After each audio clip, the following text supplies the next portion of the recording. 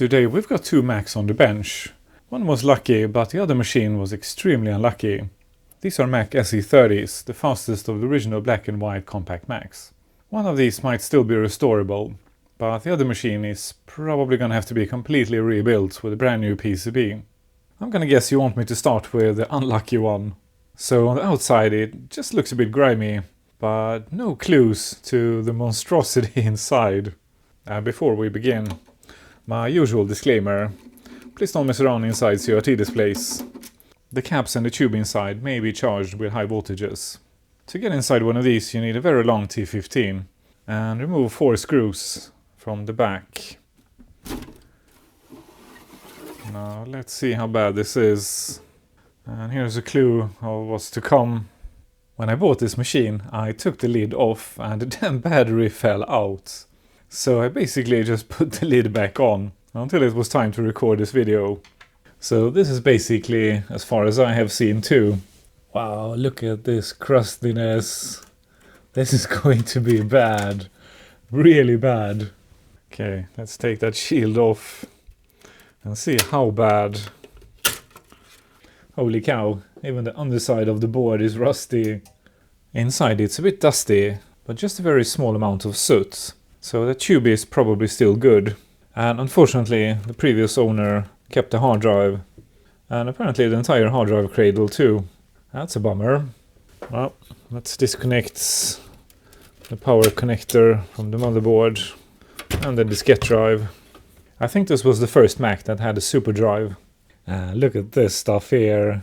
That is some serious corrosion on the chassis. Okay, let's pull that motherboard up and get it unstuck. Now we can tilt the board out. This video is sponsored by PCBWay. More on this later. Thank you PCBWay for supporting this channel.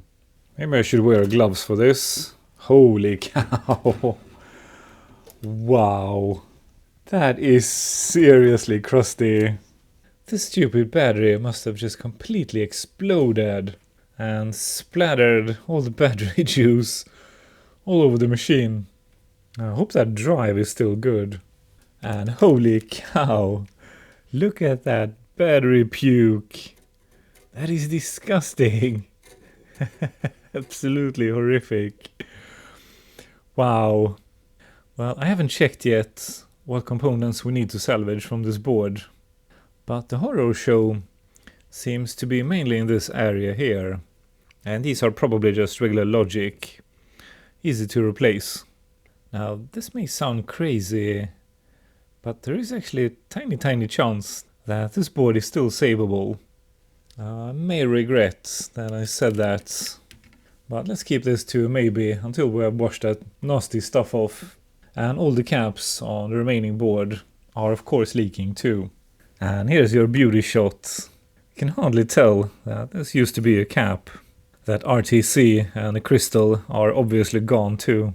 And here's the reason why this machine is worth saving, even if we need to install a new board. This is one fast Mac, considered by many as one of the best Macs ever made. Well, I'm actually a bit more optimistic about this board, now that we have seen it up close, than I was when I first took that lid off and the battery fell out. And by the way, there used to be a battery holder here, but that thing had come off too and fell out together with the battery. So if you ever put your machine into storage, consider removing that battery first. This is my first SE30 restoration, so I'm not sure if we should remove the power supply first, or if it comes off with the analog board. I guess we'll find out in a minute. And it's also strapped to the chassis with a ground cable here. No, that's a bit too tight. So let's remove the analog board first. To get the analog board off, we need to pull that neck board off first, because the connector is quite difficult to reach in here. And that also includes this ground cable here and the anode cap on the CRT. The connector to the yoke is a little bit easier to reach up here. Okay, I think that's all disconnected except for the power supply. So the easy way is probably to remove them both at the same time. Now it's easy to disconnect from the board. This power supply is a Sony CR44. Well, it's quite dusty, but I can't see any corrosion on this board. So I'd say this board is ready for the wash. Well, almost. We better remove the paper shield at the back. And it's held down with plastic rivets. So how about this Sony power supply? My experience with Sony power supplies is generally good. Like in the HD20 and the SE20, all the caps were still good, and the drives we have restored, they are still working with all original caps. I thought these were for heat sinks, but the power supply is not coming apart, so let's remove these too. Okay, what will we find inside here? And sure enough, those two screws were for heat sinks. Everything looks okay inside here. There are no reefer caps, and all the electrolytics are Rubicons. Nothing seems to be leaking or bulging. That is actually the biggest Rubicon I have ever seen. That thing is huge. Nice and smooth power from the Sony, I'm sure. So I'm just gonna wash it, then we'll test it. Okay, let's pull that tube out next. There is a tiny amount of soot here, so it has seen some use, but not much from what I can tell here. It's always nice to have a tube in a good condition. It's quite grimy, so it's hard to see before the wash, but I don't see any burning either. I don't think I have a spare super drive, so despite of the chassis here, I hope the drive is good. There's only one way to find out. It's a bit stuck in rust, and the drive cage is quite rusty, the screw here included. Well, I can see some corrosion on some of the components here, but so far it looks restorable. Okay, drive coming out. No, I think it still might be okay. There's corrosion on these diodes here, but that should come off with some flux. Same thing with the solder on a couple of the traces here. That should be an easy fix. Everything looks okay here. It's very dusty, but that should come off in the wash.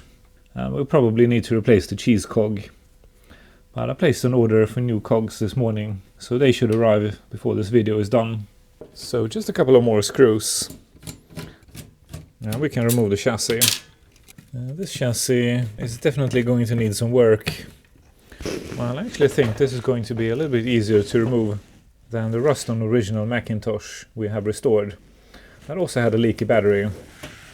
Because this is pretty accessible. This front panel is too bad to just dry clean.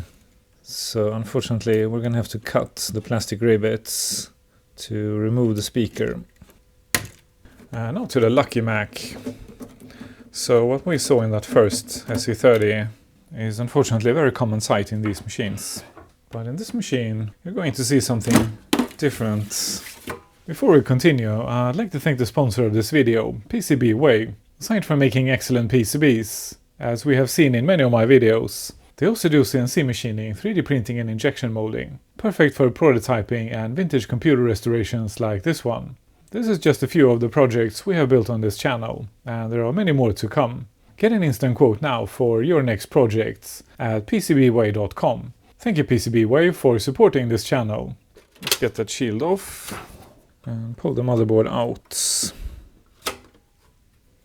Now check out this clean board. Look at that battery holder. It's perfectly clean. There are no signs of leakage at all. Inside this machine I found this black mystery battery. It's not marked with any brand, but it's from 1988, so this is most likely the original battery. It does have a part number, and it's definitely a lithium battery, but for whatever reason, apparently these batteries don't explode. I did a quick Google, and apparently these black batteries, they just don't leak or explode. I forgot to check the dates in the other machine, but apparently this board was manufactured in 1988. And the caps are of course leaking, as they always do in these machines. And there is a minor corrosion on some of the vias here, so we won't know the condition of this board until we have cleaned all that corrosion up. And the rest of the machine looks to be in decent condition too. But check this out. Apparently the previous owner didn't want anyone to access his data. So all the pins in the connector on the SCSI drive are completely crushed. And unfortunately it gets worse. Some of the chips are damaged here. And a couple of components are hanging in very loosely. Well, this is not the proper way to destroy data. So we'll see if we can help the chap out and clear that hard drive proper. And here's one of the reasons why I always check inside power supplies. Inside here I found one of the caps. This is probably from that hard drive. And also inside the machine I found a crystal with a big hole on its side. So now that we have the values of the missing components, maybe we can make that hard drive run. I took the other machine apart off camera because they are pretty much identical. It has a Sony power supply too. And this one has Nichicon caps. So I'm just going to wash and test this power supply too. It's probably good. And this machine also has this messed up hard drive. So I think someone used a tool and poked on it. Probably hoping no one would ever access his data. But that is definitely not the way to do it. That is best done with software. And more importantly, this machine also has the hard drive cage. So this Mac is a lot more complete. It also had a bracket at the back for an optional card. I frequently get questions about how I wash and clean my stuff, because I rarely include it. And it's a very simple process, so here you have it. First I rinse the board with some hot water to get all the loose stuff off. And then I apply some regular household detergent. I stay away from the cheap stuff, because it tends to smell funny. I just stick with the well-known brands. Next I use an anti-static brush and brush the entire board on both sides. And finally I just leave it to dry in front of a space heater. And that's it. That's my whole cleaning process. Okay, let's start with the lucky board here. Well, it is lucky for sure compared to the other board, but it's not perfect. All the caps have corroded pads, of course. But then C12 also has a damaged trace here. But if we're lucky, that trace and these vias here are still okay. UL11 here has some nasty crustiness on the chip, but if we're lucky, it's still okay. Same thing with UE10 here. Pretty crusty legs. And a green mess on the chip. And more of that stuff at UD11 here. One of the Sony chips has seen better days too. But again, if this is only on the outside, we should be okay. These big caps generally don't go bad. But this could be an exception. Because there is some corrosion on one of the pins here. That could be from electrolyte from these caps. But it could also be from the big cap. And in that case it will need replacement. But since these are normally good, I actually didn't order replacements. Quite a few of the surrounding components also have corrosion on the solder pads. And the surrounding vias are pretty crusty too. So far from perfect, but it could have been worse, a lot worse. To remove the caps we are of course going to use my new favorite toy, the desoldering tweezers. And I actually picked up a new set of tips. So these are C210-014. I actually thought I had ordered the wrong tips, because they look very similar to the original tips. But if we look very closely, they are actually slightly larger. Not by much. I think the included tips are for tiny SMD components. That's why I went with larger tips, because I mainly use them for electrolytic SMD caps. And with these tips we're getting a larger thermal mass. Okay, let's add some flux first.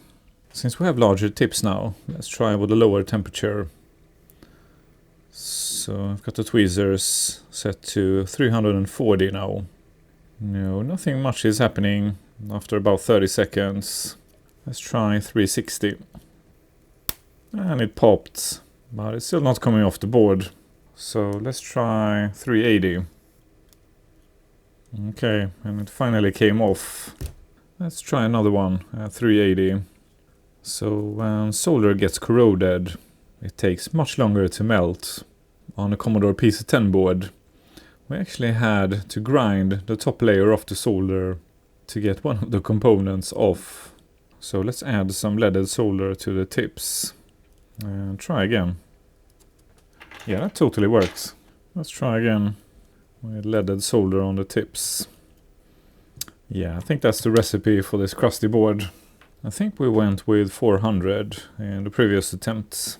So let's try with 400 with these larger tips too. Well, it went much quicker. Yeah, I think I'm going to order some even larger tips for electrolytic SMD caps, because these guys are barely larger than the original tiny tips. And I'd rather not go as high as 400C. I removed the remaining caps off camera and it went okay.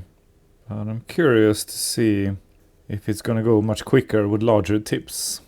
Tips for those tweezers are standard, pretty cheap on AliExpress. Wow, this board is pretty crusty underneath those caps. So let's clean them up with good Flux and solder wick. This is the worst we have seen in a while, at least underneath this cap here. Let's remove some Flux before we reapply fresh Flux and clean some more. Okay, so these two are looking pretty good already, but this guy needs some more cleaning. I'll add some fresh solder to these pads before I continue with wick. I don't push hard or scrape the corrosion off the board. Instead, I let the heat and the Flux do the job. Okay, let's try with the wick again. With some patience, this usually does a good job. Let's clean this up and check again. Wow, these pads definitely need more Flux, and all the surrounding vias too. I'll add more solder first. Wow, this stuff really doesn't want to come off. So I'll just keep reapplying Flux and use more solder and wick. Oh crap, unfortunately one of the pads left the board. So this board escaped the nasty battery, but the damage from the caps is pretty bad. Let's hope it's just this cap here. Okay, so unfortunately this pad here is completely gone. And it needs to connect to this via here. So I'm going to carefully remove the solder mask with an abrasive rubber tip for the Dremel. No need to bring out the Dremel, just to clean one via. Okay, I exposed the trace going from that via to the missing pad. Let's see if it's clean enough to take solder. Oh crap. Now that trace came off. Stupid electrolytic caps. So the electrolyte has clearly found its way underneath the traces here. So now we only have the via left here. But it's on the negative side of the cap. So maybe if we're lucky, it's just connected to ground. No, unfortunately it's not. Crap.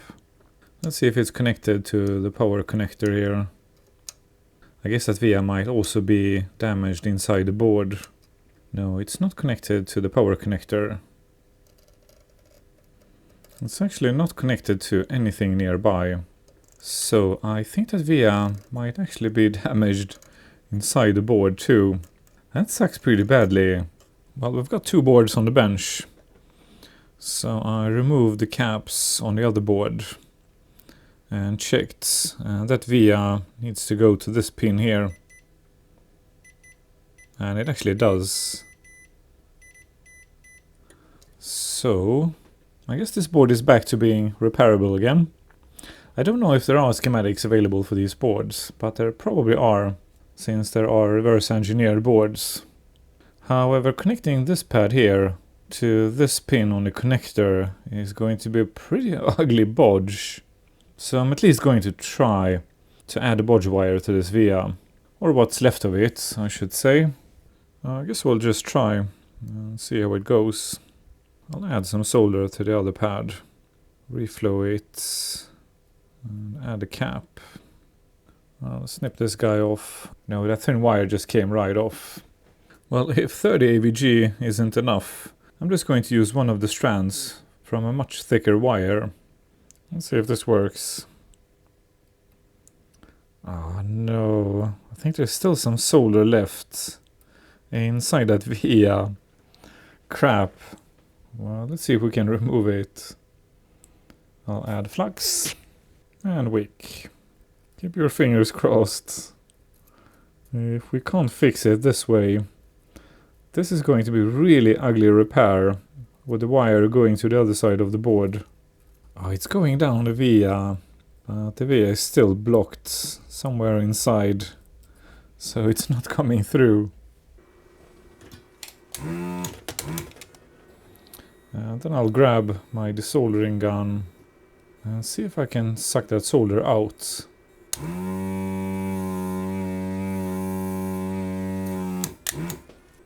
Yes! It worked! Awesome! So that via is fixed. I'll just solder it from this side here. Then we'll connect it to the cap on the other side. Actually, this slightly thicker wire is going through too. I think this one is 30 AVG. So let's try with an even thicker one. Yeah, it is going through. Wow, that is the perfect size. It's just barely coming through that via. Now it got jammed, so that's perfect. So I'll just solder it from this side and snip the rest of the wire off. I don't remember the size of this wire, but it's the stuff I use on breadboards, so it's a standard size. So if you search for breadboard wire, you will probably find the same wire as I have here. Okay, so up through the via here, we now have a bodge wire. Look at that snug fit. Looks like it was made for it. I'll snip it off to a good length and then solder it to this pad here. Yeah, this looks much nicer than having a wire and going all the way around the board and connect to this pin on the other side. And this cap now has contact to this pin here. None of the remaining caps gave me any trouble, so they have now all been replaced. I also did some cleaning off camera here. This row of logic chips has some really crusty legs, so I cleaned them up by using Flux and solder wick. It was actually quite stubborn, so I had to redo the process about 5 times. But now all the pins are nice and shiny again. I also cleaned up Q3 here using the same method. And it also has nice and shiny pads now. So let's do one more on camera.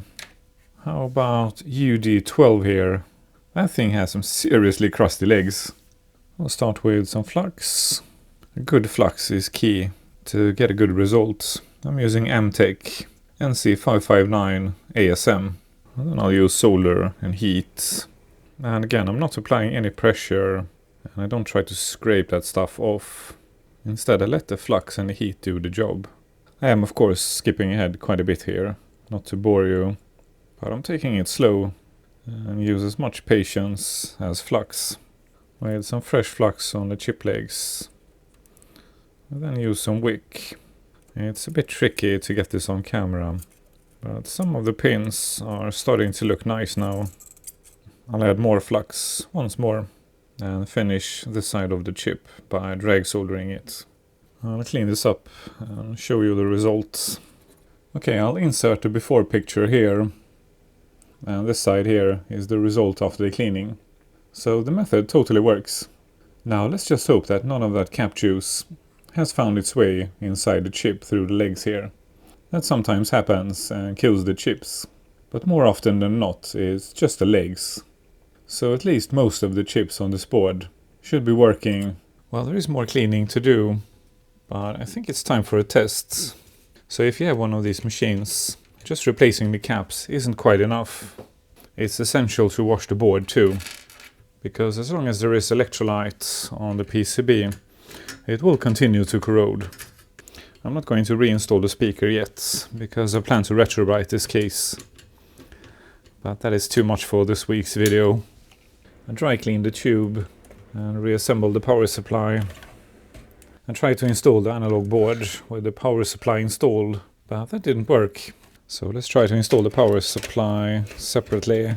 No, that can't be the easy way. Well, I'm not sure if there is an easy way to install that analog board. So I ended up installing it together with the power supply, but I didn't attach it to the analog board. Next I'll reapply some fresh dielectric grease to the anode cap and put it back on the tube. We're almost ready for a test. Okay, here goes. The fan spun up. I think it's working. I've got a mouse cursor. Okay, so it's at least partially working. Awesome. Okay, let's check the diskette drive next. That's not great. The drive is doing nothing.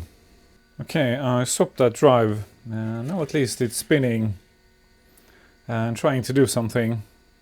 I was expecting a Mac with a question mark on the display, but I'm only getting the mouse cursor. I attached the speaker and random hard drive. Let's see if we get a chime. Well, hard drive spins up. We've got the cursor, but no chime and no question mark. Crap. I think I was a bit too optimistic about this board. Well, I connected a different hard drive and diskette drive and also keyboard and mouse just to see if it behaves differently, but it's not. The cursor moves when I move the mouse. So this machine is mostly working, but for whatever reason it's not trying to boot. That kind of sucks. I guess we could try the programmer's button. Okay, that actually gave us an error. We've got an F on the first line and a 13 on the second line. Strangely enough, I couldn't find anything on Google about this error. So if you know what it is, then please share. And then we have the unlucky board. And even after all that scrubbing, it still looks pretty sad, especially in this area here. Quite a few of the chip legs are just completely gone on some of the chips. And some of them have turned into a gunk. The ROM slot here is definitely a goner too. The crystal here is probably easy to replace. But unfortunately this is a custom chip. And I don't have high hopes for that chip. So I'm gonna have to source a new chip. So I think this board is gonna have to be a donor. And I wasn't expecting much from it. So I actually ordered a brand new PCB. But before we start building a new board, we need to get this board up and running. Because we might need it to test chips. And I still think this board is repairable. But somewhere on this board there is a bad chip. Or a bad trace. So where the heck do you start looking for a needle in a haystack? I checked the only trace we have repaired. And from the via here to the other side of the cap, we've got 46 micro. So that repair is okay. I also checked all these traces that are going past the worst area of the board here. But unfortunately they are all good. I also did a very careful visual inspection around all the caps on the entire board. But I can't see anything obviously wrong. Well, except for corroded solder.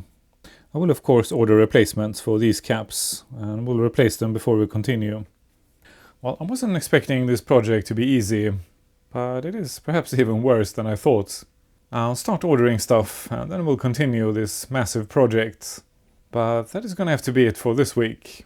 And I'll see you guys again next week.